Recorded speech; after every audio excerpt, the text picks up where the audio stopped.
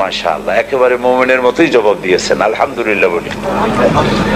আল্লাহ পাক প্রশ্ন করেছেন, আলাইসা যালিকা বিকাদিরিন, আল্লাহ পাক, এই আল্লাহর পক্ষে কি এটা সম্ভব নয় যে তিনি মৃত্যুকে জিন্দা করতে পারবেন? মরা দানা থেকেই তো তিনি গাছ ফলান, সেই গাছকে বিশাল আকৃতি দান করেন। এটা যে আল্লাহ পাক পারেন, সে আল্লাহ তোমাকে আবার জিন্দা করতে পারবেন। আল্লাহ পাক বলেছেন, আনতুম আশাদ্দু খালকান আমিস সামাউ বানাহা, তোমাকে সৃষ্টি করা কঠিন না ওই বিশাল আকাশটাকে কঠিন তৈরি করা কঠিন?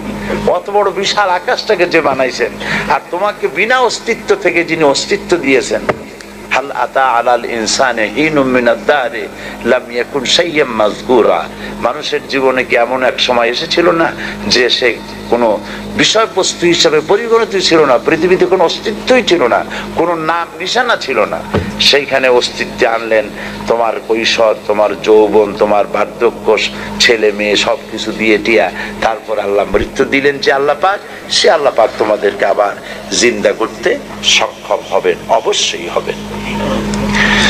পরকালের সেই দিনটি সম্পর্কে আমাদেরকে সতর্ক হতে হবে এই কারণে যে পৃথিবীর কোনো আদালতে মানুষ যদি কারো বিরুদ্ধে কোনো কেস হয়, তাহলে লোয়ার কোর্টে যে কেস হলো, এখানে যদি কেউ হেরে যায় তাহলে হাইকোর্ট করা যায়, হাইকোর্টে যদি হেরে যায় তাহলে সুপ্রিম কোর্ট করা যায়, সুপ্রিম কোর্টেও যদি সে হেরে যায় তাহলে প্রেসিডেন্টের কাছে আপিল করা যায়।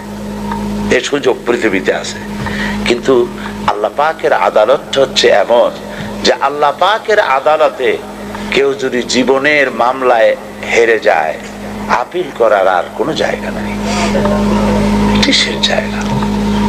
পৃথিবীতে কেউ যদি পরীক্ষায় একবার ফেল করে, মেট্রিক পরীক্ষা দিয়েছে, ফেল করেছে, আবার পরীক্ষা দিয়ে পাস করার সুযোগ আছে, আবার ফেল করলো, আবার পরীক্ষা দিয়ে পাস করার সুযোগ আছে, 1000 বার এরকম পরীক্ষা দেবে, ফেল করবে, পাস করার সুযোগ আছে সারা জীবন।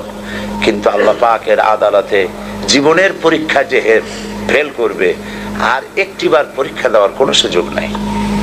সেই জন্য সেই পরকাল, সেই আখিরাত, এই আখিরাতের ভয় সকলের অন্তঃকরণে সব থেকে বেশি থাকা উচিত।